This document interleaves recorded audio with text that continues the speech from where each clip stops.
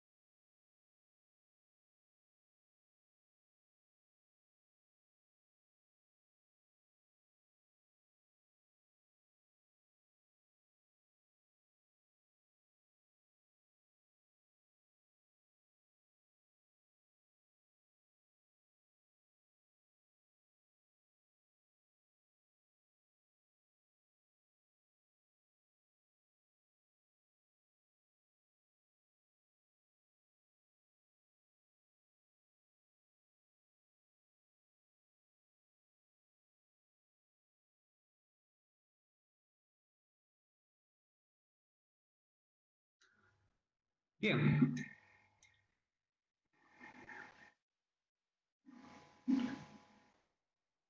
vamos a comenzar. Lo haremos durante 1 hora y media, dura toda la charla. Espero acabar a la 1 hora y 10 minutos aproximadamente, para luego pasar a las preguntas que ustedes crean necesario.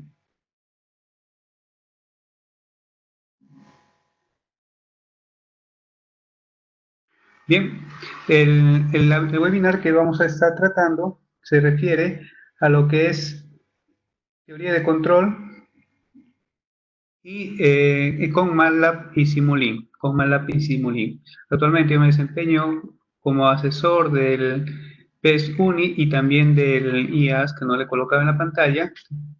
Con los chicos hemos estado organizando este webinar que espero sea de su interés.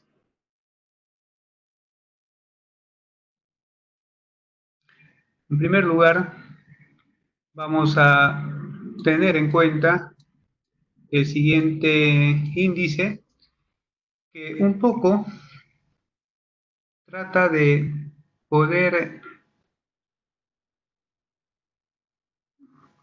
considerar desde un inicio cómo ha sido la teoría de control a lo largo de toda esta temporada, a lo largo de toda esta época en que se ha ido desarrollando. Un resumen histórico, luego pasaremos a un concepto de teoría de control, luego hablaremos del software que viene al caso, que es lo que es MATLAB Simulink de MathWorks.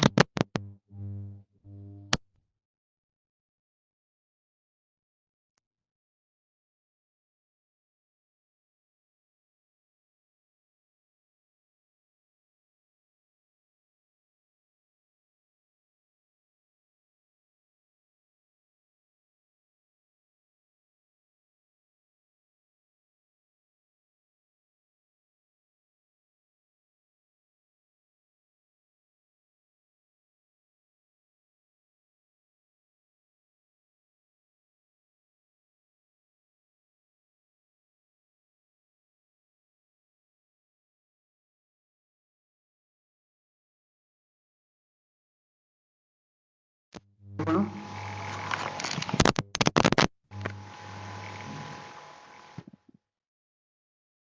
ok, ok, veamos, algo está pasando. Ok, ¿me escuchan? Ok, ok. A ver, probando. Tengo acá la señal que sí está funcionando el micrófono. ¿Me escuchan ahora?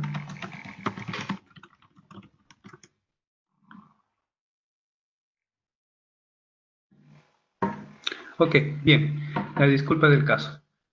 Entonces, desde Lima, la Universidad Nacional de Ingeniería tiene su sede principal en Lima, Perú. Vamos a iniciar este webinar sobre teoría de control con MATLAB Simulink y espero que sea de su interés. Un resumen histórico, un conceptos, teoría de control, luego hablaremos sobre lo que es el MATLAB Simulink de MathWorks, luego sistemas y ecuaciones diferenciales, la función de transferencia, luego polos, raíces, estabilidad y consideraciones finales. Yo les pediría que cualquier duda me lo vayan escribiendo a través del chat para ir progresivamente respondiendo algunas inquietudes. La charla, el webinar lo hemos preparado de tal manera que sea eh, entendible para las personas que han llevado el curso, para personas que no han llevado el curso, para aquellas personas que de repente no tengan, no van a llevar el curso, sino que lo están llevando este webinar por interés. Y lo que es algo, recomendaciones prácticas, sencillas, que uno puede fácilmente con un poquito de empeño llegar a aprender lo que es el, el programa y su uso para lo que es teoría de control y otras simulaciones y consideraciones también.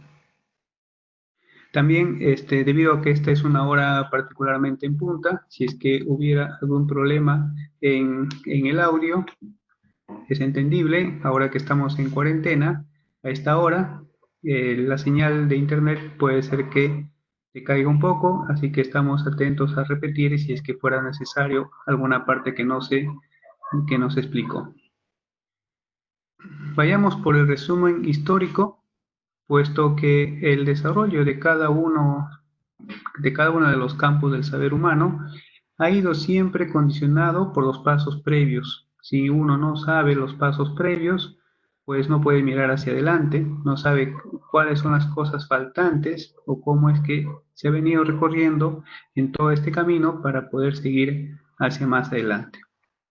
Yo he rescatado algunas cosas importantes, de hecho que la historia de lo que es la teoría de control es bastante amplia, con muchos desarrollos a lo largo de de la historia escrita y oral transmitida hasta la fecha. Citaré algunos de ellos, principalmente Aeron, quien tiene un libro que hablaba sobre neumática y automática en términos griegos. Había hecho dos equipos interesantes que vienen a tallar bastante con con la actualidad que se tiene y con los últimos, digamos, desarrollos en este breve periodo que el mundo pasó, pues del caballo y la rueda, hace no más de 100 años, a viajar fuera del planeta, visitar otros eh, planetas, salir fuera del sistema solar en un corto periodo de tiempo. Sin embargo, un odómetro, que es un contador de distancia de un vehículo, que cuenta kilómetros del automóvil, tiene algo aproximadamente 2000 años de haber sido inventado por Herón de Alejandría. Igualmente, la helópila, que venía a ser un recipiente conteniendo agua, era calentado y el agua se evaporaba y pasaba pues ese vapor hacia una esfera que tenía dos orificios pequeños, eh, completamente puestos uno al extremo del otro, es decir, a lo largo del diámetro, en direcciones contrarias, y giraba. Es el principio de lo que es una turbina de vapor, una turbina de gas, con sus eh, inyectores y sus árabes que lo podían recibir, ¿no? Hay que recordar que en esa época no se conocía lo que era la existencia de alguna sustancia, es decir, no habría una tabla periódica, tampoco habían pesos moleculares, densidad, principios de presión y todas esas cosas que fueron inventadas, digamos, o fueron descritas eh, cientos de años después. Era principalmente el ingenio, digamos, de estas personas para tratar de resolver algunos problemas particulares. que ellos querían en ese momento estudiar. Luego, otro gran salto viene a ser más o menos en la época del siglo XVIII, 1787, en el que se tiene que, bueno, salíamos de la Edad Media, y pues durante la Edad Media lo que se tiene como una imagen de la Europa medieval es que había molinos de viento. Y esos molinos de viento se construían pues para moler los granos o cualquier otro uso similar y afín. Sin embargo, saliendo de esa época oscura, hacia 1787, Mead inventa un mecanismo que sirve para regular la velocidad, digamos, la presión y la velocidad de giro que se tenía en el molino, de tal manera que el grano salga de una misma calidad. Para eso inventó algunas cosas que son actuales y modernas. Había un regulador de MEAT en la figura central, que luego es un dispositivo bastante conocido por un inventor que luego lo vamos a mencionar. El mecanismo de orientación de las aspas de los molinos y de regulación del ángulo de ataque de los álabes es algo también que tiene una actualidad moderna.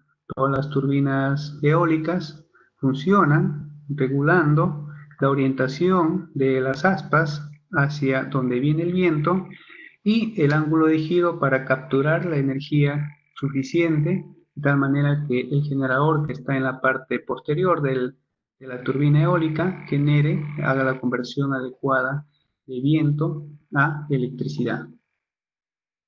Este regulador que se ve en un inicio era para este fin, para este uso. Luego fue muy mejorado por Watt, quien lo mejoró ostensiblemente junto con su colega Bolton, y la historia dice pues que estos dos señores que estaban pendientes de cómo evolucionaba la técnica en ese momento, mejoraron este dispositivo, el regulador de Watt. Watt mejoró el dispositivo y lo protegieron de tal manera de que no se conozca cómo era el diseño. Ahora es bastante común y todos los libros de teoría de control lo mencionan de portada, por así decirlo, en las primeras páginas de cualquier libro.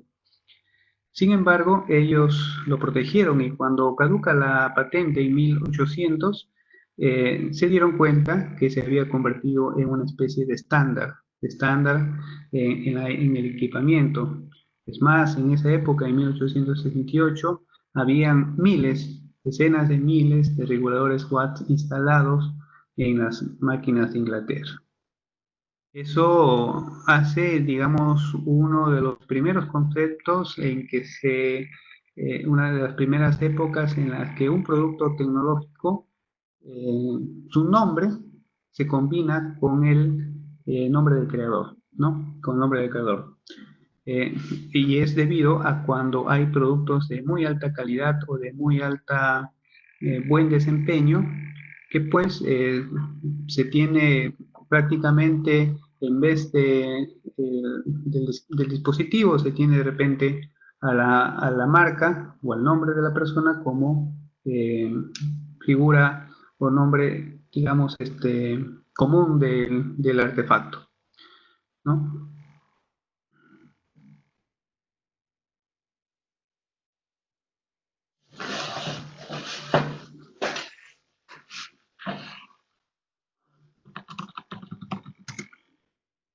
En la parte derecha, perdón, en la parte izquierda,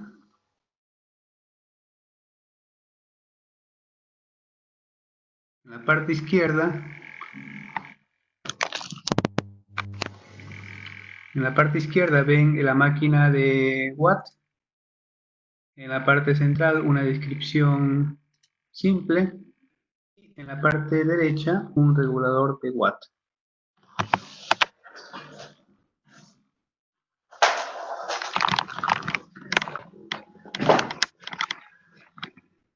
Esta es la descripción original de lo que se tenía en ese momento como sus diseños originales.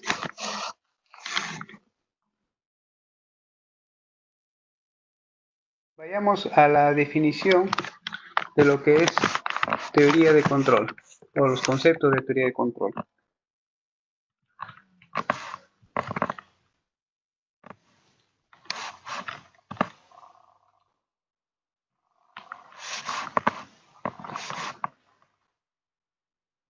Uno de los aspectos, bueno, la teoría de control forma parte de nuestra modernidad, de la actualidad, en la que tenemos dispositivos como computadoras, robots, nuestros celulares inclusive, todos ellos hacen posible la vida actual y moderna que nos tenemos, nuestras computadoras, cada vez con mayores funciones que tenemos.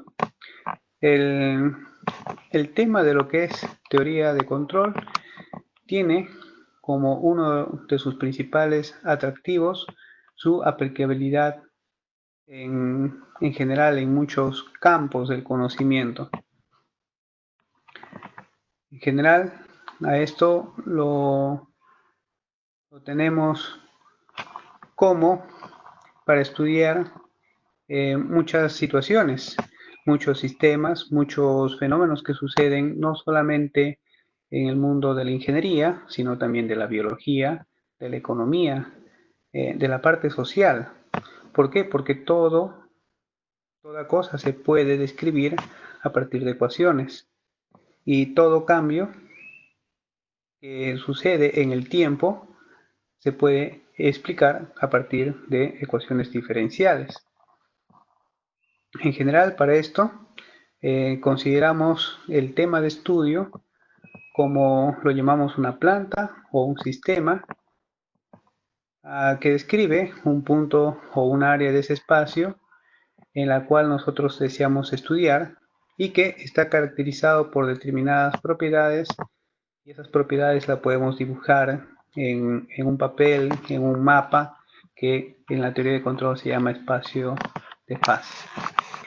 Entonces, un sistema que viene a ser un conjunto de elementos entre que ellos hacen un trabajo bajo un fin. Por ejemplo, si vamos a nuestra persona misma, tenemos varios sistemas.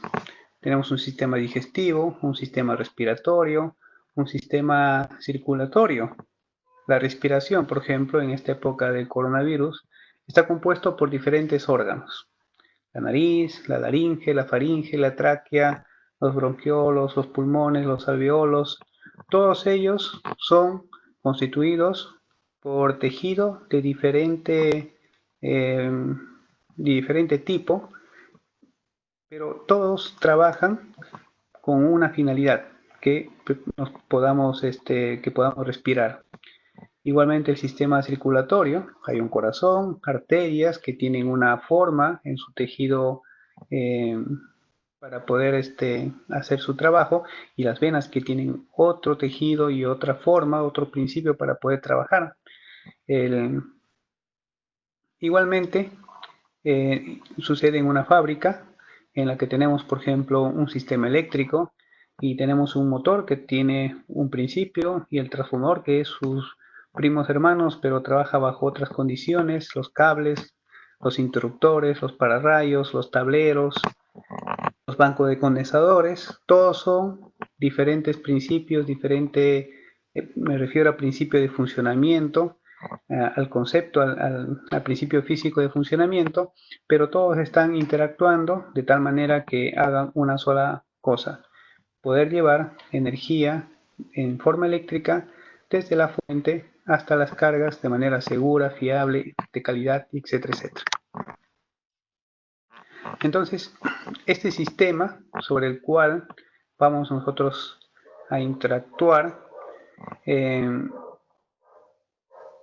tenemos que utilizar sobre ello alguna política de control. Se llama, que quiere decir controlar. Yo puedo, por ejemplo, en la casa, si es que soy padre de familia, poner ciertas reglas, ciertos principios de cómo deben ser los niños en la casa. De tal hora a tal hora hacen sus tareas, las horas de televisión están permitidos en determinado momento, pues hago una política, un marco referencial de principios, de acciones en sus momentos, para que eso pueda funcionar de manera adecuada dentro del como sistema que yo deseo hacer. En este caso, si yo tengo hijos y los estoy en la casa, pues que sean tranquilos, que estén aprovechando su tiempo, leyendo, divirtiéndose sanamente, que se construyan como personas, como seres humanos. Igualmente, si yo puedo ser un profesor que está en el aula y deseo eh, poner ciertas reglas para que los estudiantes saquen mayor provecho, puedo crear determinadas condiciones, como por ejemplo que nadie entra después de la hora de inicio de clases, que todas las tareas tienen que ser resueltas en un tiempo determinado y de diferente manera. El sistema, en este caso, son los estudiantes. ¿Cuál es la finalidad? Que todos aprendan y que todos aprueben el curso de determinada manera. Pero toda esta condición nos lleva a determinada dinámica, es decir, a, a cómo es que se desarrolla este sistema durante el tiempo. Imaginemos, si es que ustedes, alguien está de repente pasando la calle, la avenida, por un lugar que no es, puede ser que un policía te llame la atención, entonces uno por temor al personal del orden hace una dinámica de regresar y retomar el camino correcto. Entonces, esa dinámica, esos cambios se suelen dibujar como trayectorias, como caminos por donde viaja este sistema desde un punto determinado inicial a un punto final. En ese camino puede ser que haga una trayectoria óptima, mínima, como sucede en la naturaleza. En la naturaleza, por ejemplo, existe un principio de mínima acción que hace que todos los procesos ocurran a la mínima cantidad de energía. La caída de una manzana, un proceso electroquímico, un proceso biológico, un proceso físico, el funcionamiento de una máquina, todo eso, la naturaleza, las leyes están escritas para que utilicen la mínima cantidad de energía. En el caso de los sistemas sociales o el manejo de las personas, eso es bastante diferente.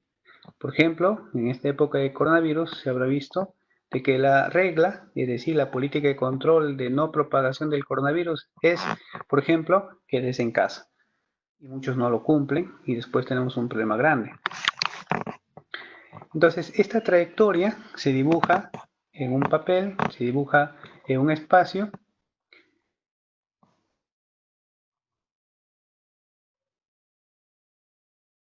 desde un punto inicial hasta un punto final. Para esto, nuevamente no se escucha, a ver, para esto, el sistema procura lograr un objetivo. El objetivo, la meta, mejor dicho, el objetivo, la meta es lo que el sistema persigue. En un papel, si yo dibujo a la izquierda el punto de inicio y dibujo a la derecha el punto final,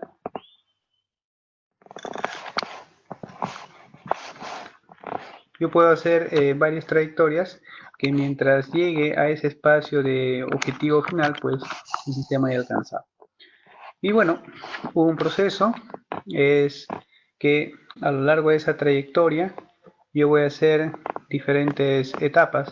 Si yo, por ejemplo, salgo de la casa y me dirijo a la universidad, es muy posible que a lo largo del camino tenga que hacer muchos pasos intermedios. Por ejemplo, de la casa voy a salir caminando hasta tomar el transporte público. El transporte público me deja en un punto medio hacia la universidad en la que tengo que tomar otro transporte público que me lleva hacia la universidad. Aún así, me deja fuera de la universidad y luego tengo que caminar nuevamente para ingresar a la universidad y llegar al aula. Todo eso han sido pequeños etapas dentro de esa trayectoria.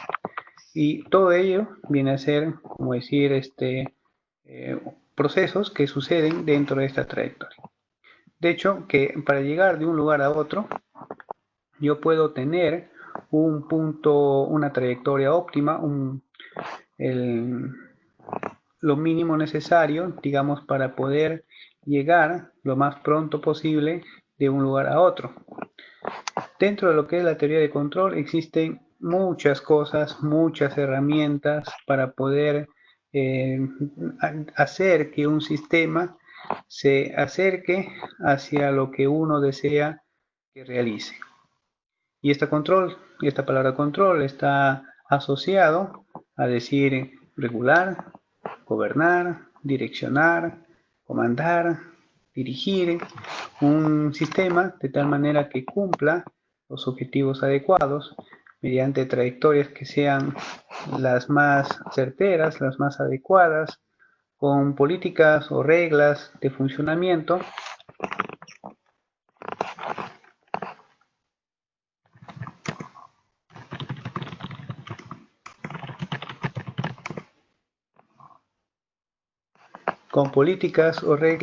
de funcionamiento que puedan ser de las mejores. Entonces, un sistema de control es el arreglo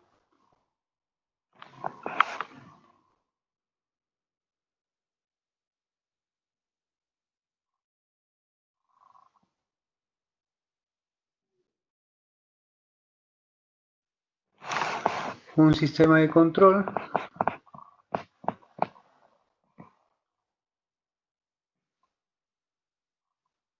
es el arreglo de componentes conectados de tal manera que permite dirigir, comandar o regular.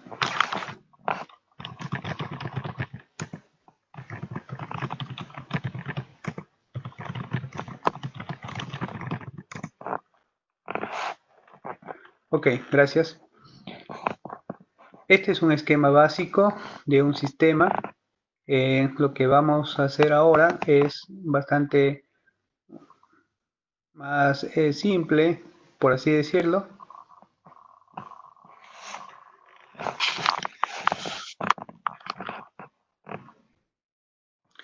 Y tiene como principio algo que se llama error. Y en base a ese error nosotros lo podemos, actuamos. Por ejemplo, salimos de la casa, nos vamos a la universidad y por equivocación nos quedamos dormidos en el carro y me despierto. En función al error, yo tomo una decisión de poder tomar un transporte público. Quizás la cosa es más urgente, tomo un taxi. Quizás la cosa es más urgente y simplemente ya no puedo llegar a tiempo. Hago una llamada diciendo que no voy a poder llegar a tiempo. Entonces, en la naturaleza, hay cosas que uno desea que las máquinas funcionen, pero la naturaleza se encarga por principios físicos de regular ese funcionamiento. Entonces, los sistemas de control hacen que, en base a esa diferencia entre lo que yo deseo y lo que sucede, este sistema de control pueda regular el funcionamiento de tal manera que la respuesta del sistema sea lo más cercano posible a la forma como nosotros deseamos que funcione.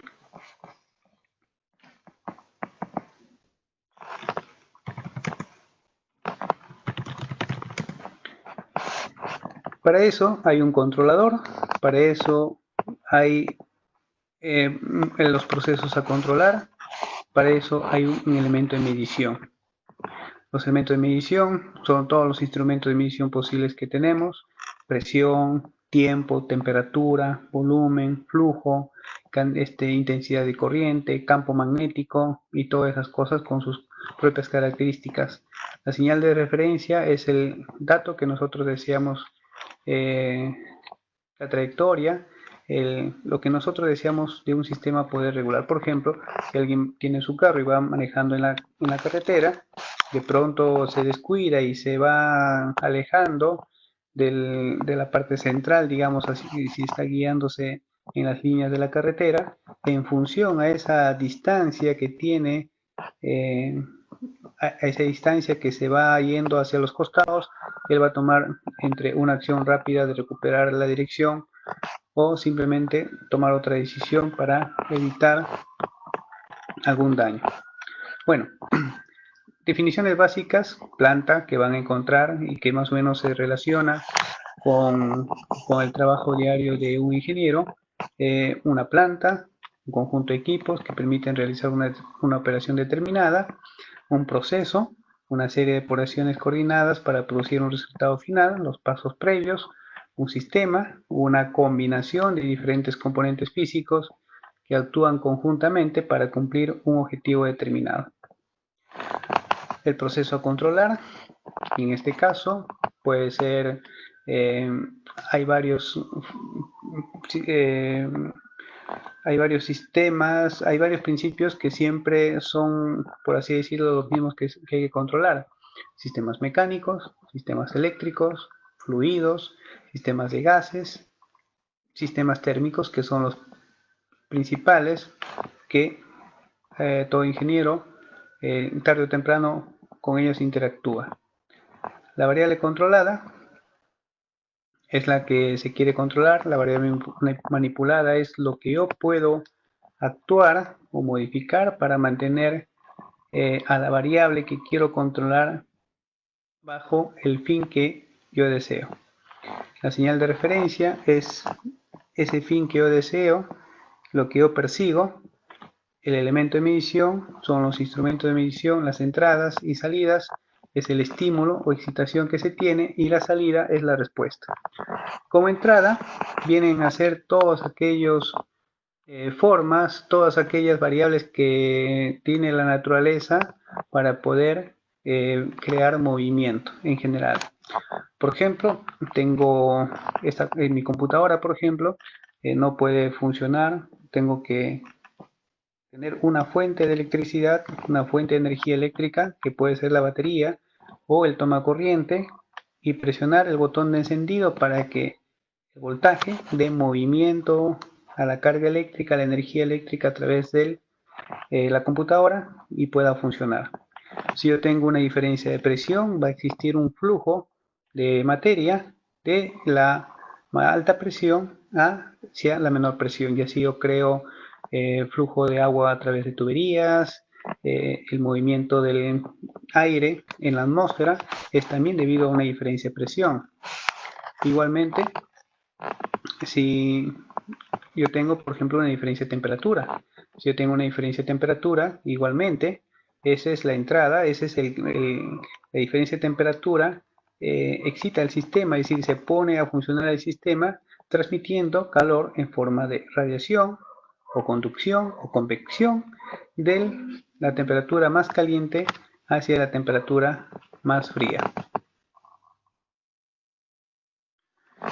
Y eso se reduce en unas ecuaciones, y esa es la parte que hay que tener en cuenta, que toda la teoría de control se reduce a ecuaciones.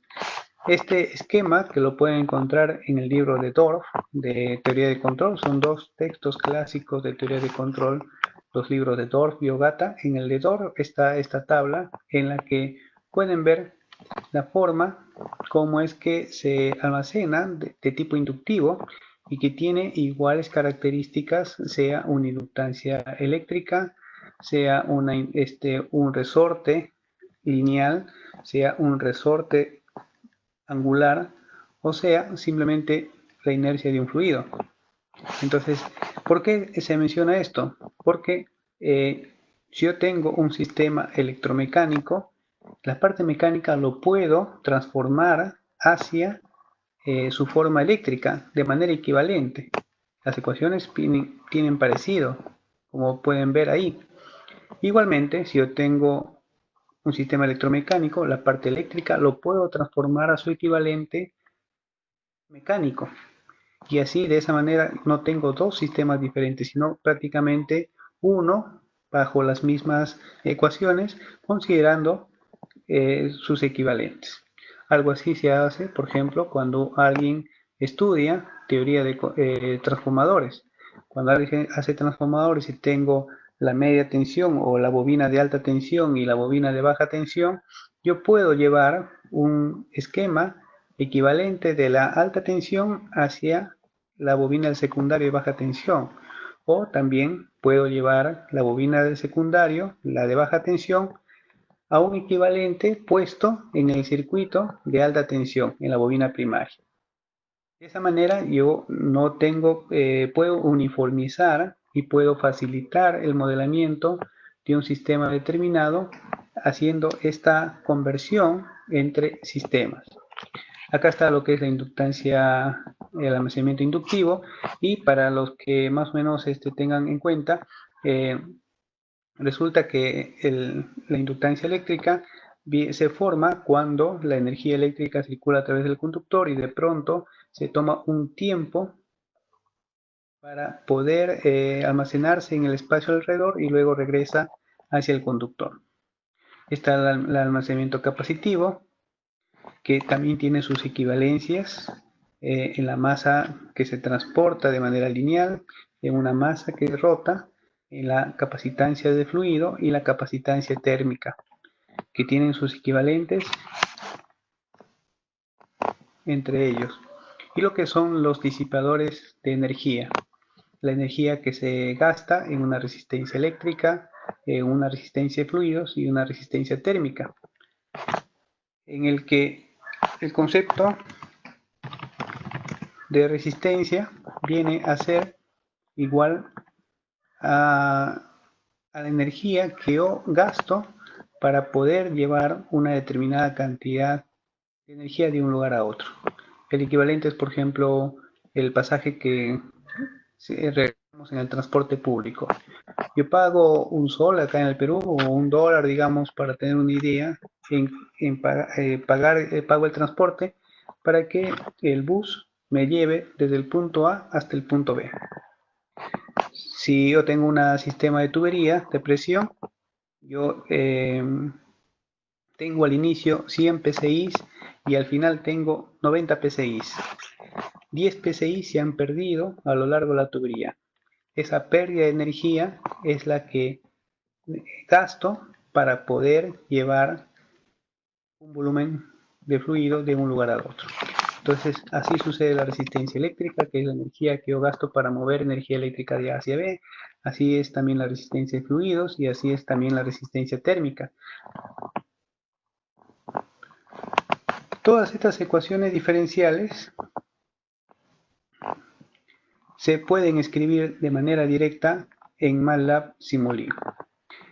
Es un software de alto nivel, tiene una plataforma con muchas herramientas y así como quizás muchos de ustedes quisieran ir a estudiar a un país extranjero, fuera de sus países, a Europa, a Estados Unidos, y les piden obligatoriamente saber inglés, esto más o menos viene a ser el equivalente. Uno puede aprender uno y otro idioma, que sea por gusto, inclusive algún idioma local. Somos países en América Latina que tenemos muchos lenguajes oficiales y dialectos, pero si queremos hablar en el mundo académico, en el mundo científico, tenemos que saber inglés obligatoriamente. Igualmente sucede en el mundo de la ingeniería.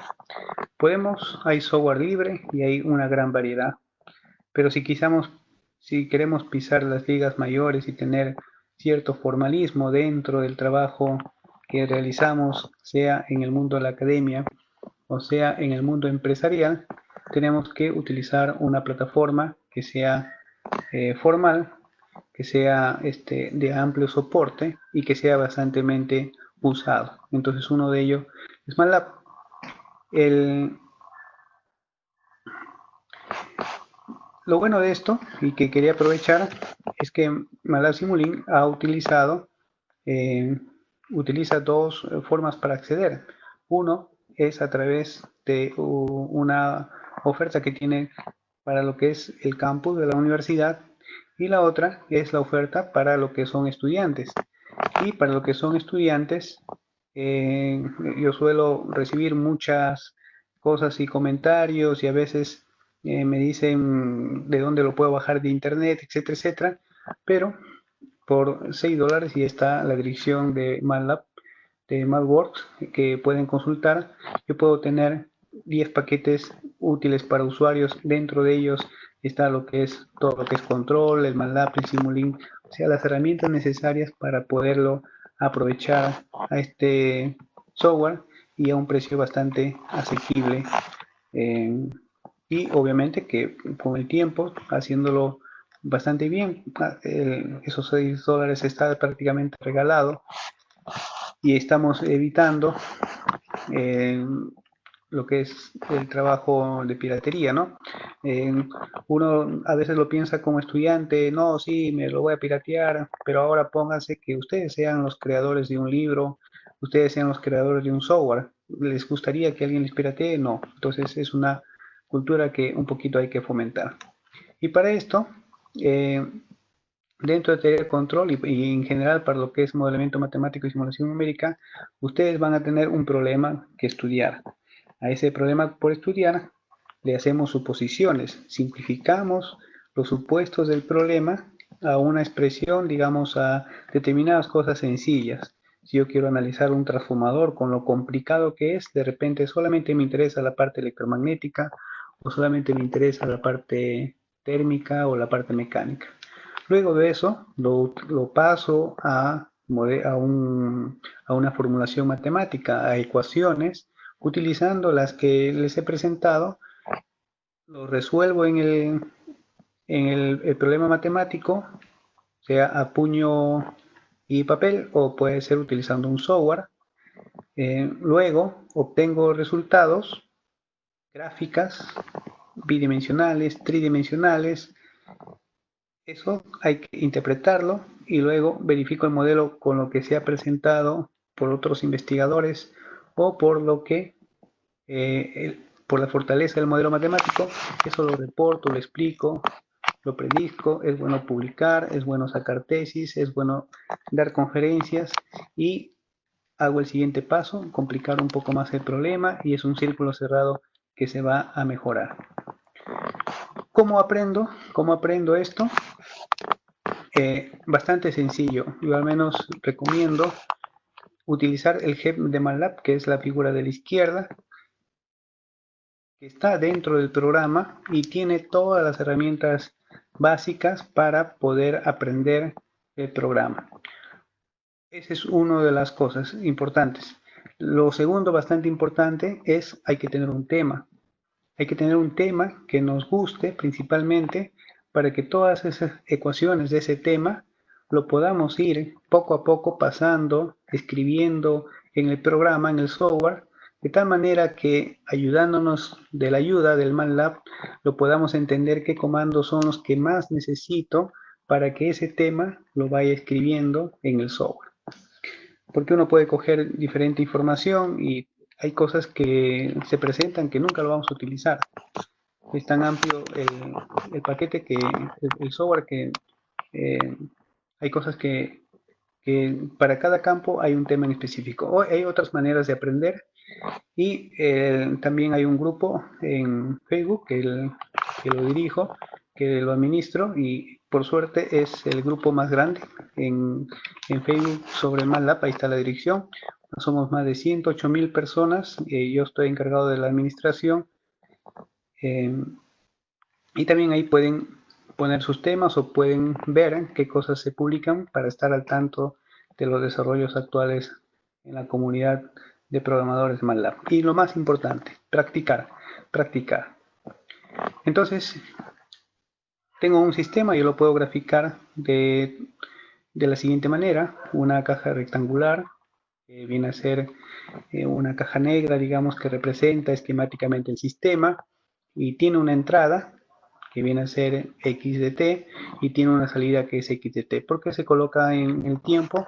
Porque todos los procesos en la naturaleza suceden como principal parámetro el tiempo, el funcionamiento de una máquina.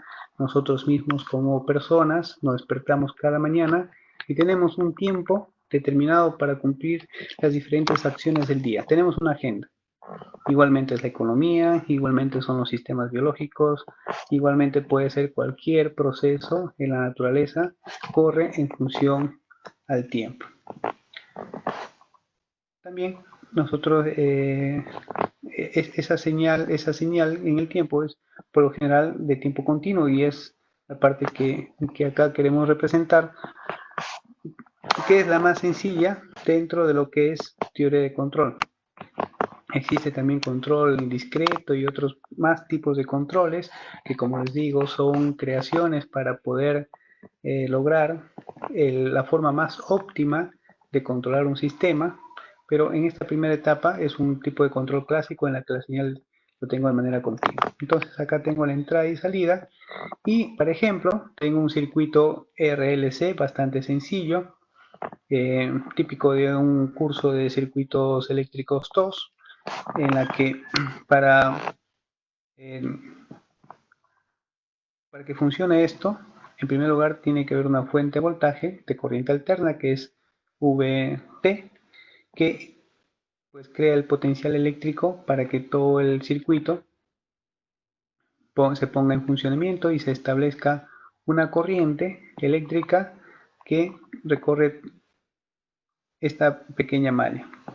Y tenemos una ecuación diferencial. Ahora, dentro de lo que es MATLAB Simulink, eh, el paquete de MATLAB sirve para escribir código, y el paquete de Simulink sirve para escribir en base a un entorno gráfico. Y las ecuaciones diferenciales que nosotros encontremos, como este tipo que estamos viendo acá del circuito RLC, las podamos nosotros también escribir así como están dentro de lo que es el entorno de Simulink. Vamos viendo otra gráfica, otro problema, por ejemplo un motor controlado por campo, y encuentro la ecuación diferencial. A todo esto, ¿qué les puedo comentar? Uno, como ingeniero, nosotros tenemos herramientas. Están nuestras matemáticas, nuestra física, están nuestros cursos. También son herramientas nuestros instrumentos de medida, una wincha, un escalímetro, un termómetro.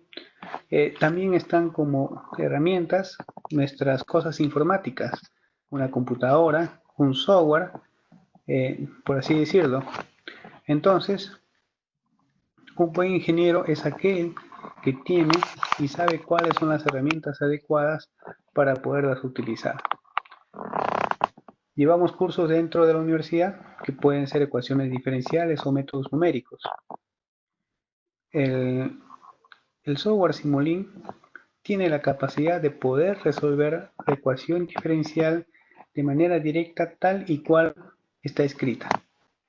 Así como esta ecuación, por ejemplo, que tenemos a la vista, en la que RF va a tener un valor, o ese valor puede cambiar en el tiempo, la inductancia igualmente, pero lo podemos escribir directamente dentro del Simulink, y el Simulink se encarga de resolverlo.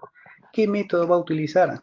En métodos numéricos nos enseñan 2, 3, 4, 5 métodos quizás, pero dentro de la plataforma del Simulink, que es desarrollado por la empresa, que la coloca en versión beta en muchas empresas y universidades para que valide los modelos, y que contrata matemáticos, etcétera, tiene muchas formas como puede resolver este tipo de ecuaciones diferenciales, no solamente en el tiempo, en cualquier coordenada generalizada, etcétera, etcétera. Entonces, ¿para qué nos sirven entonces los cursos que llevamos de ecuaciones diferenciadas y todo ese tipo? Nos sirve para tener el criterio de poder explicar en función al problema que estamos analizando qué significa cada una de esas cosas, qué significa las subidas o bajadas de la curva, pendientes positivas y negativas, más rápido, más lento, ¿Se acuerdan de repente cuando se hacía matemática 1, funciones, y sacábamos la derivada y la doble derivada y analizábamos con cavidad? Esas cositas sirve para analizar. Tan igual como, por ejemplo, el cardiólogo eh, chequea los latidos del un papel en la que hay una curva que sube y baja, y cada una de esas cositas sube y baja, o la señal está más pegada o más extensa, tú interpreta y te dice cuál es la condición de tu corazón. Otra de las formas que se utiliza en MATLAB viene a ser lo que es la función de transferencia. Para las personas que desean no solamente escribir la ecuación diferencial, sino quizás ir un poco más, la función de transferencia resulta de transformar la ecuación diferencial que hemos obtenido, que es la parte importante de un problema. La parte importante de un problema de analizar un sistema es encontrar su ecuación diferencial. Encontrando la ecuación diferencial, lo puedo resolver por Simulink o lo puedo pasar a transformar en Laplace y extenderlo. Pero es la ecuación diferencial lo importante. En muchos de los problemas, en muchos de los libros, digamos, a veces te dan la ecuación diferencial y bueno, a partir de la ecuación diferencial es sencillo, pero crear un sistema o proponerte un sistema nuevo y escribir su ecuación diferencial es un gran paso, bastante equivalente a como cuando uno tiene un problema y alguien busca una solución. A partir de la solución se pueden hacer miles de cosas. El gran problema es justamente dar ese primer paso y conceptuar una solución. Algo así es equivalente en esta parte de acá. Teniendo una ecuación diferencial, puedo aprovechar la transformada de Laplace, que es un proceso matemático en que las ecuaciones escritas en el tiempo se transforman a unas ecuaciones escritas en base a una variable que se llama S. Esa variable S es una variable del tipo compleja, es decir, que tiene una componente real y una componente imaginaria. Hay libros dedicados especialmente a lo que es la transformada de Laplace, y por lo general, tanto en los libros como dentro del software, a las ecuaciones diferenciales se les coloca en los términos, perdón, en el orden tan grande, digamos, que pueda la máquina, en base a su capacidad, a su RAM, a su memoria, digamos, pueda desarrollar, ¿no? Segundo orden, tercer orden, derivada quinta, derivada décima, derivada milésima, cosas así. Como un sistema está interconectado por varios equipos, entonces imaginemos que una primera pieza es una ecuación diferencial de segundo orden, que interactúa con otra pieza que también es un sistema mecánico y es de segundo orden. Ya tengo segundo orden, doble derivada, ya tengo, si combinamos entre ellas, un funcionamiento de una derivada de orden más elevado.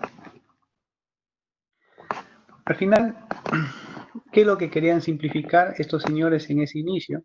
Que una ecuación diferencial pueda ser expresado de una manera más sencilla, y lo lograron, puesto que se explica en una relación entre la transformada de Laplace de la salida, de la respuesta del sistema, entre la transformada de Laplace de la señal de entrada.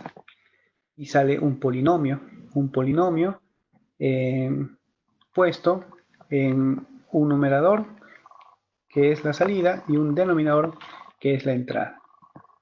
Entonces, con eso, pues ya no había que lidiar mucho con las ecuaciones diferenciales. Me estoy refiriendo al inicio de la teoría de control, que era bastante complicado y que no había las herramientas que ahora tenemos de computación y todas estas cositas. Entonces, eso sirvió de gran medida para eso.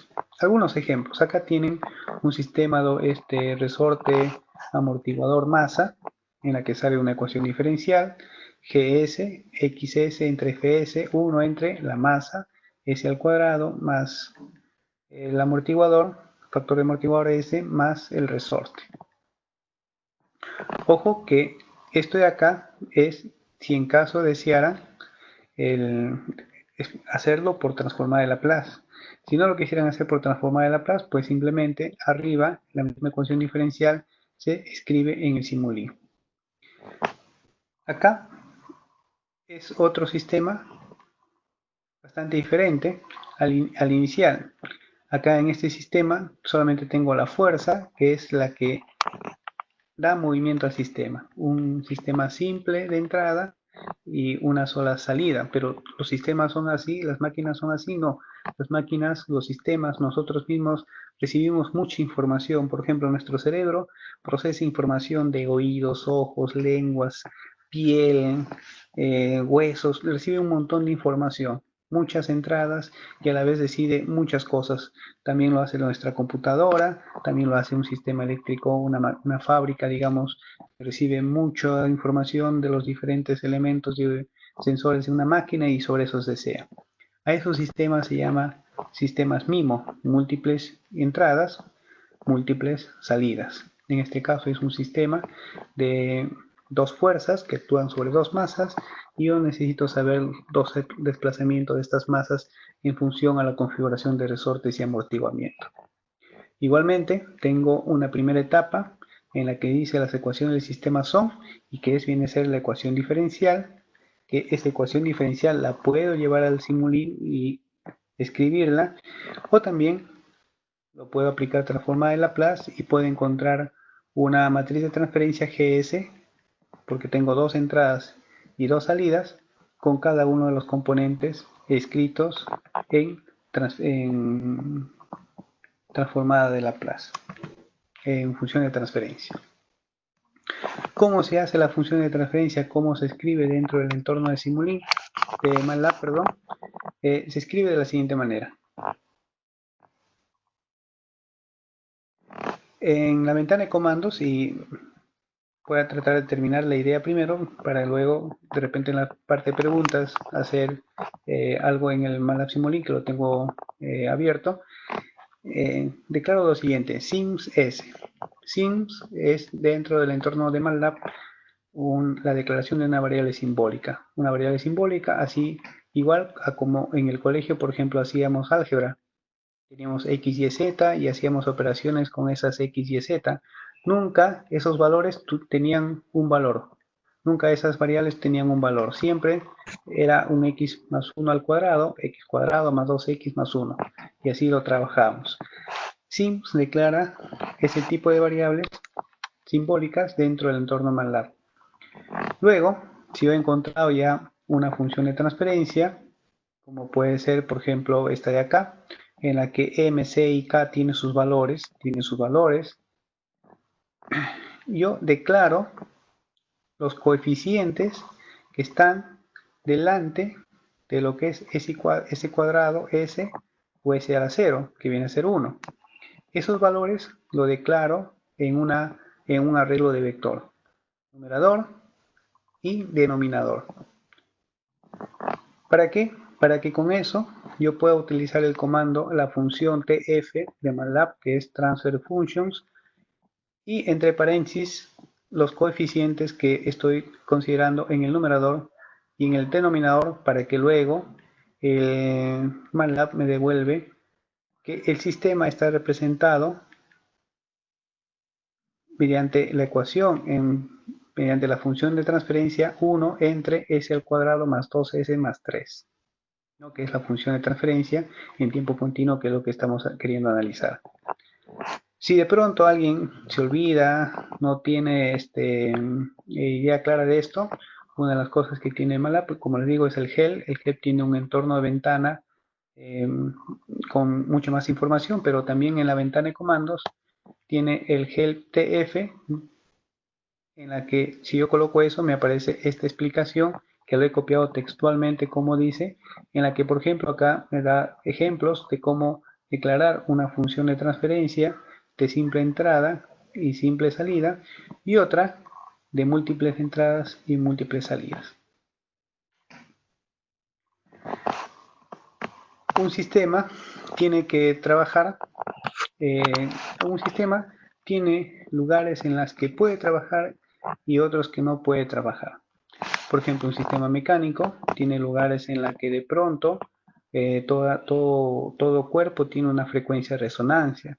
En esa frecuencia de resonancia simplemente se rompe, se fractura cualquier elemento por más fuerte que sea. El típico ejemplo es un puente en Estados Unidos hace unos 80 años que el viento lo hizo entrar en resonancia y se cayó, ¿no? Entonces, esos lugares son lugares en los que no puedo yo, como sistema, funcionar, simplemente escapa de mis capacidades. Y hay otros lugares en los que naturalmente yo puedo aterrizar ahí. Por ejemplo, si de pronto dejamos caer un cuerpo, pues prácticamente todos tienden hacia el piso, ¿no? Si yo tengo una superficie curva, tipo una parábola, y dejo caer un objeto al interior de esa parábola, la piedrita o la rueda o la bola, si es que dejamos ahí caer, pues perseguirá siempre quedarse en el fondo de ese recipiente, ¿no? Entonces son lugares en los que uno puede encontrar lugares en los que nunca voy a estar como sistema trabajando y otros lugares en los que sí puedo naturalmente caer de modo eh, hacia una cierta estabilidad en ese punto determinado, ¿no? Entonces, dentro de lo que es el funcionamiento de ese tipo de cosas, eh, a eso se llama polos, raíces y estabilidad. Y una de las características generales de la ingeniería es que si yo, por ejemplo, desarrollo un circuito eléctrico, un sistema eléctrico, yo puedo pensar en la condición de que el sistema eléctrico es 60 Hz, ¿no? Es lo que acá en Perú se tiene estipulado. La electricidad de las casas, de las fábricas, de los comercios es 60 Hz. En otros países es 50 Hz. Y lo puedo diseñar de esa manera para que funcione, pero ¿es en verdad 60 Hz la red eléctrica? No, también tiene frecuencias que son múltiplos de esos 60 Hz y que pueden ser bastante pequeñitas, pero causar en algún momento un daño determinado. Entonces, por lo tanto, al sistema que yo creo, un sistema eléctrico, un sistema electrónico, un sistema de comunicaciones, un circuito, digamos, por un equipo biomédico, que ya no solamente trabaja con 60 Hz, sino de repente trabaja con 5 kHz, 10, 20 kHz, etcétera, ver cómo es que su desempeño de este equipo se lo va a poder hacer en base a esas frecuencias que se logran. Es el típico caso, por ejemplo, si yo tengo un clavo o un alambre de cobre y lo jalo, pues prácticamente si lo jalo así en forma de tracción, no lo voy a romper. Pero tranquilamente si lo puedo subir hacia arriba, hacia abajo, creándole flexión, se rompe de manera muy sencilla. Algo así podría suceder cuando suceden señales de más alta frecuencia en un sistema determinado. Entonces, para eso se hace que el sistema haga un mapeo de cómo es su respuesta a lo largo de un abanico de frecuencias, desde las bajas hasta las altas. Y en base a eso se hacen unas gráficas que vienen a ser las gráficas de estabilidad de Nikic, Nichols y Bode. Para eso, el MATLAB tiene una herramienta que es el LTI View, eh, que sirve para hacer todo eso, incluyendo lo que son polos y raíces. Luego voy a pasar a la parte para poderlo verlo, actuar. ¿Qué significa esto? ¿Llevaría yo un curso de sistema de control? Claro, yo lo he llevado y es muy bueno para aprender los principios fundamentales de cómo trabaja el sistema de control. Un sistema de control, cuál es la lógica, cuáles son los principios fundamentales.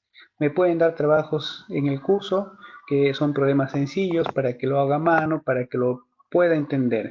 ¿Para qué? Para que cuando yo aproveche la herramienta matemática y tenga un problema ya de múltiples entradas o un sistema muy complejo de que pues a mano imposible me puedo pasar meses o años simplemente tratando de resolver, pero tengo la herramienta computacional, yo lo pueda colocar dentro de la herramienta computacional y funcione.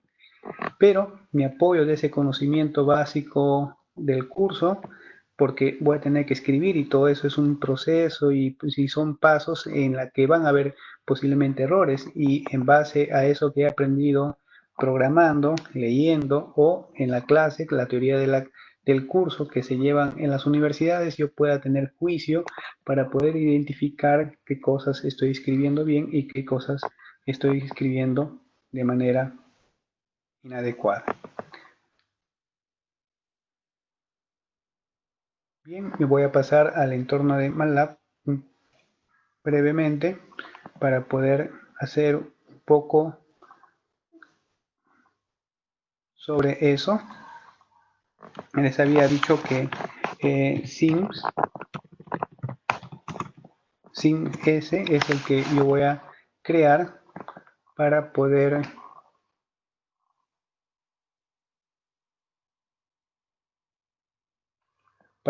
crear la variable simbólica, y he creado la variable simbólica. Luego, si yo tengo mi modelo matemático, pues tengo un numerador que es 1, digamos, sin punto y coma, aparece de esa manera, y voy a crear un denominador que es 1, 3, 2, por ejemplo, y con punto y coma ya evito que aparezca en la pantalla. Y después voy a crear lo que es mi sistema igual tf, ¿no? En la que me piden escribir un numerador y un denominador. Entonces ahí tengo el numerador y el denominador que les había comentado. Entonces eso existe dentro ya lo tengo declarado dentro del MATLAB. Como pueden ver ahí, en la ventana superior derecha, en donde están, no es el espacio de trabajo, el workspace, están declaradas las variables. S de simbólica, sin sistema también, que viene a ser ahí un TF, es una función de transferencia. Y lo que es el numerador y el denominador, que en un inicio son simplemente vectores declarados así normal con sus valores, pero el TF los junta, los reúne, los ensambla como una función de transferencia. Entonces, teniendo eso, y esto es un ejemplo simple, yo puedo con MATLAB, digamos, cambiar los coeficientes. Por ejemplo, es s cuadrado más 3s más 2, puedo hacer que ese 3s sea 1s, 2s, 3s y ver qué respuestas tengo bajo diferentes coeficientes. Es una cuestión simplemente de tiempo y de arte de programar todas estas cositas, eh, que queda muy chico para lo que es el poco tiempo que tenemos de lo que es el visualizador, perdón, en lo que tenemos en el webinar. LTI View, Enter, y me va a permitir cargar lo que es el analizador de sistemas lineales. Lo voy a compartir para que lo puedan ver.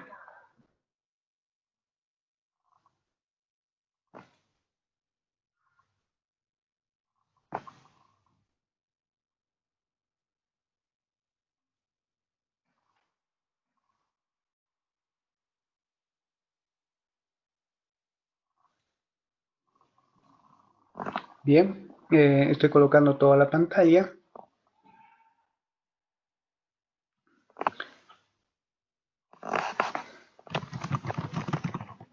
¿Ven toda la pantalla? Por favor, me dicen.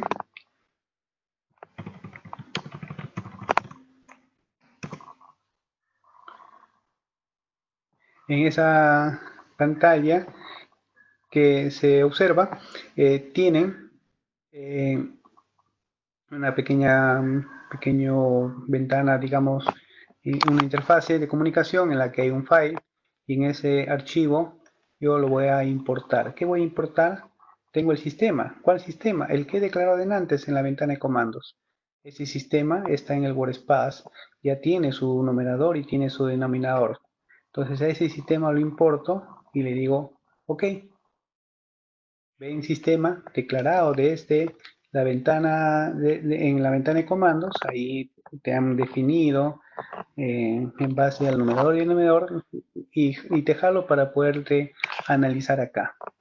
Entonces, hay varios tipos de respuesta, gracias por la respuesta, hay varios tipos de respuesta típicos en ingeniería. Uno es la función paso, ¿no? Tengo un motor apagado, lo conecto, lo enciendo. De 0 pasa a 220 voltios, ¿no? De pronto lo que está detenido el motor comienza a girar hasta su velocidad nominal. Pero eso no es instantáneo, hay un proceso hasta que llegue a esa etapa nominal. Ustedes mismos lo pueden ver en su casa. Llegan a su casa, es una habitación oscura, digamos, y lo prenden la luz, ¿no? De pronto, la luz se establece, pero nuestros ojos progresivamente se van adaptando a esa luz, ¿no? O sucede el caso contrario, ¿no? Llegan a una luz o están en su dormitorio para descansar, apagan la luz y todo se vuelve oscuro, pero progresivamente ustedes comienzan a captar los grises de la noche. Bueno, entonces esa es una variable de respuesta muy utilizado en lo que es cualquier tipo de sistema de los que podemos analizar en mecánico, eléctrico, fluido, térmico y todos ellos. El otro, acá está, clic con la derecha este que lo hago. Las otras opciones que me da este LTI es la función impulso. Para que vaya. ¿Por qué la función impulso? La función impulso es bastante utilizado en determinar la resistencia de los materiales. Cae un rayo en un sistema eléctrico, prácticamente es un pulso al que es sometido. Igualmente en parte térmica, de pronto una fuente de calor espontánea bastante intensa, ¿cómo responde el sistema? Un cortocircuito, por ejemplo, en un sistema eléctrico, ¿no? Todas son ellas señales que de pronto son bastante grandes a la condición normal de funcionamiento y bastante cortas en su duración. Y por lo tanto el sistema tiene que responder a dicha situación. Entonces acá yo tengo la amplitud, el cambio rápido hacia un punto máximo y un decaimiento a lo largo del tiempo del sistema. Yo puedo determinar los valores que se tiene ahí y también qué es lo otro que yo puedo analizar. Polos y ceros, los lugares en las que yo puedo tener las condiciones adecuadas de funcionamiento y no. Acá tengo un polo en este punto 1 y acá tengo este otro en 2. Y uno podría decirse, pero caray, en la universidad, claro, nos enseñan dentro del curso a calcularlo y esto es una ecuación simple de un sistema, es una función de transferencia muy simple, digamos. Pero en un sistema, digamos que de repente es un problema un poco más avanzado, sería bastante complicado encontrar raíces por los métodos que nos enseñan a mano en la universidad. Entonces el software soluciona bastante ese tipo de cosas y acá tengo un mapa de polos y ceros. ¿Qué también puedo hacer acá? Por ejemplo, los análisis de Bode para poder ver cómo es que se desempeña en base a esta frecuencia que va desde 0,01 hasta 100 radianes por segundo, tanto en la magnitud como en el cambio de fase de la señal. No, esto es para ver estabilidad. No me interesa Bode, puedo hacerlo por Nikits. Y ahí está el diagrama de Nikits, que viene a ser, digamos, Bode, Nikits y Nichols vienen a ser como la misma, representar el problema de manera diferente. Digamos, acá lo que interesa es la mejor visualización del problema que estoy analizando y para eso hay estos tres tipos y otras más que pueden ser bastante interesantes. Entonces, no solamente puedo cargar un solo sistema, puedo cargar muchos sistemas y puedo aprovechar las configuraciones que tengo acá para poder encontrar la mayor cantidad posible de información que me es útil en este tipo de análisis y que obviamente, bueno, llevándolo en un curso de teoría de control en la universidad, podría ser bastante mejor explicado, por así decirlo, ¿no? Bien.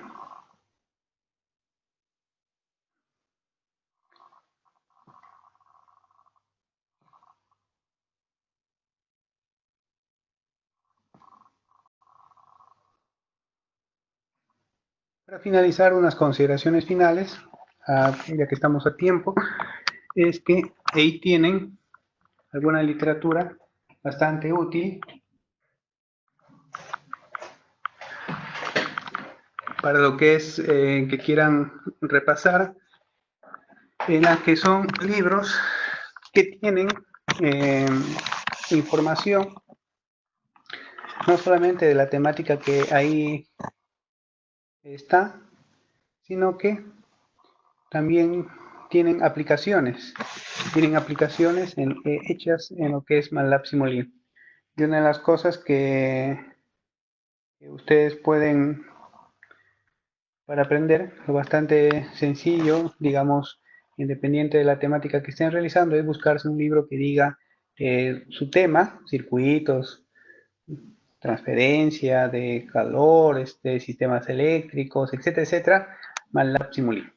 Entonces, acá no están los dos libros clásicos de teoría de control, que son ampliamente conocidos, el de Ogata y el de Dor, pero sí algún otro de lo que es electrónica y análisis de circuitos, ingeniería de control, ingeniería cibernética, para aquellos que desean hacer sistemas un poco más avanzados, análisis y diseño de sistemas de control, y sistemas modernos de análisis y control de Bishop y de Tukey-Patty, que son, digamos, unos libros bastante básicos.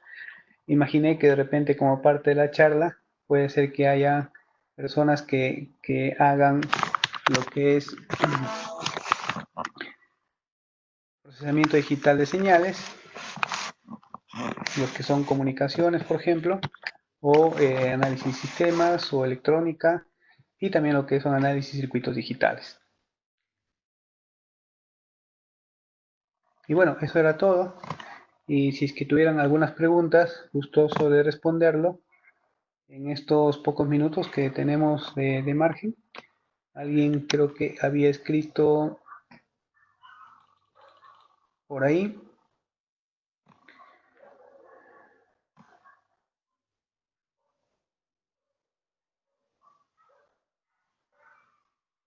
En cuanto a la grabación, tengo entendido, si no me equivoco, que usualmente IEEE sí lo graba, cuestión de repente de que lo puedan preguntar a los organizadores para que les pueda facilitar ese link de grabación. En cuanto al PDF, bueno, es parte de la explicación. El PDF creo que no se cuelga dentro de la grabación de lo que es la exposición, así que lo más probable es que tengan simplemente en, un link en la que tengan toda la grabación y pues de ahí ustedes lo pueden atrasar y retroceder, pero lo importante es más que todo que tengan su MATLAB y lo practiquen, ¿no? De esa manera, ¿no?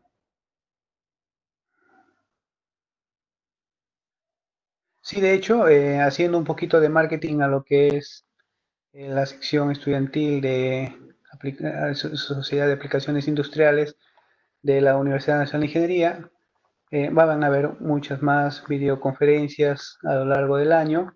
Nos tocó una etapa un poco difícil para todos, no solamente para Perú, sino algunas personas que estén de otros países, que es esto del coronavirus. Y es más que todo para las coordinaciones y para la disponibilidad de las personas, pero tenemos programado hacer muchas eh, videoconferencias, webinares con muchas más personas y que pueden estar consultando en las redes sociales del IAS Uni, IEEE IAS Uni, ¿no? Para que puedan estar enterados de todos los eventos que tenemos a bien realizar. Sí, claro, hay otros tipos de respuestas, por ejemplo, la función rampa. La función rampa unitaria, que se puede también con un poco de arte colocar ahí, es aquella que tiene que ver, por ejemplo, con la resistencia a los materiales, ¿no? tengo un material, lo coloco a tracción, ¿no? Y llega un momento en que pasa de la zona elástica a la zona plástica y luego pasa a la rotura. Siempre estoy jalando, estoy aplicando mayor fuerza, digamos, a esa pieza, ¿no? De manera semejante lo puedo hacer lo mismo en un sistema eléctrico.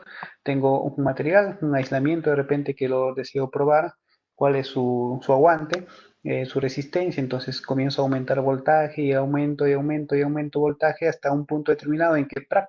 Se va a perforar, ¿no? Va a haber un, un paso espontáneo y focalizado a través del material aislante, mejor dicho, una perforación eléctrica, ¿no? Entonces, esa es la rampa unitaria o la rampa proporcional, si es que no es 1, 1, 1, sino de repente es cada un segundo de 100, 100, bueno, cualquiera de ese tipo de cosas, también es una muy buena señal para lo que es el análisis de sistemas. Y lo otro que es bastante importante es la señal senoidal, que se confunde, digamos, con la parte de la señal eléctrica, que por lo general son senoidales, pero en la parte mecánica, la señal senoidal tiene una muy importante función, no solamente en la parte mecánica, sino también en la parte térmica y de fluidos en relación con la fatiga.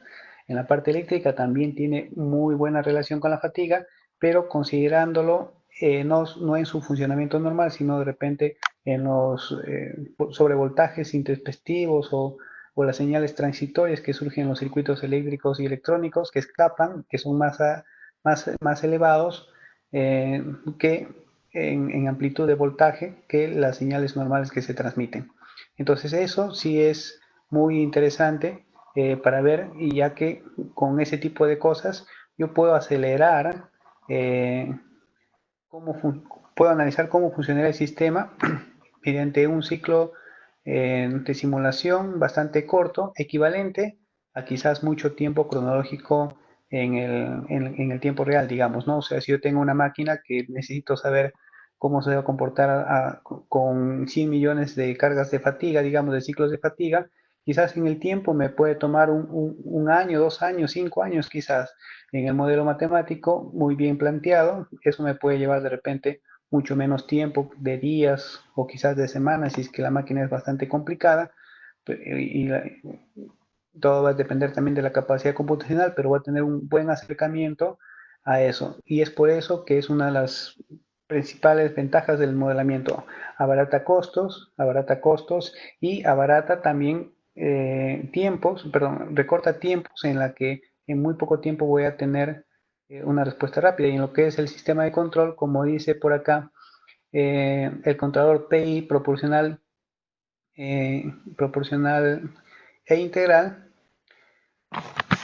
son lo que es los controladores PIT que se estudian dentro también de la teoría de control, pero ya no alcanzo el tiempo para explicarlo. Lo que es MATLAB tiene un PIT, una opción PIT que permite también programar,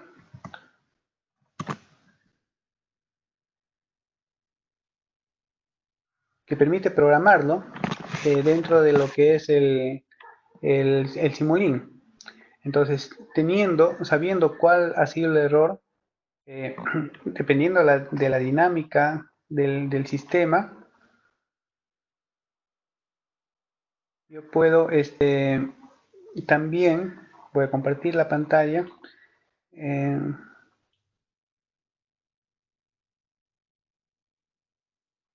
yo puedo también, acá están los PIDs, eh, yo puedo también colocar una corrección en base al error. Por ejemplo, si yo estoy caminando y me desvío del camino, en función a la distancia, a la proporción, a la distancia que tengo de ese camino, es que tomo una decisión. En cambio, si yo tengo un sistema eléctrico y este sistema eléctrico me va produciendo pérdidas eléctricas, obviamente por el funcionamiento normal y la degradación de los materiales, y voy contabilizando esas pérdidas, es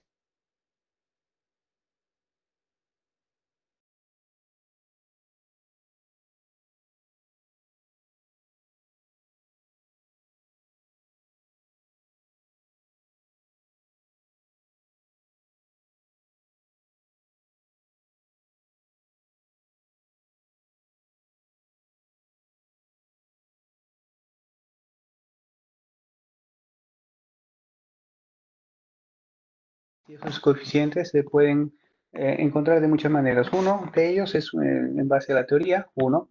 Dos, en base a, también el MATLAB acepta un buscador en la que yo le puedo decirle que me busque en un abanico de valores, en una combinación de valores, y te lo da los resultados y escoges el mejor de los resultados, digamos. Y tres, que de cierta manera uno puede intuir los valores en función al problema y a la experiencia que uno tiene dentro de esa temática y ajustar mediante uno de los dos mecanismos anteriormente descritos, ¿no?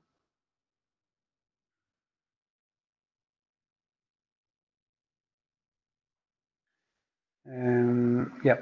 En los sistemas eléctricos de potencia se pueden implementar algún tipo de control para realizar comunicación o solamente analizar el comportamiento del sistema. Sí, sí hay también eso. No está tanto dentro de esta temática que hemos hecho, que simplemente es una introducción, pero sí puedes buscar libros que digan estabilidad de sistemas de potencia más MATLAB o Power System con MATLAB, porque dentro del MATLAB Simulink existe una herramienta que es el Sim Power Systems, que no lo tengo acá de repente, pero es una herramienta que me permite trabajar con sistemas de potencia para poder, que me permite trabajar con sistema de potencia. Yo puedo representar ahí mi sistema de potencia o enlazarlo con alguno otro, con alguna otra herramienta que pueda tener, con alguna otra herramienta que pueda tener computacional, porque una de las grandes ventajas de lo que es MATLAB es que permite una interconexión con una gran cantidad de paquetes softwares de otras empresas.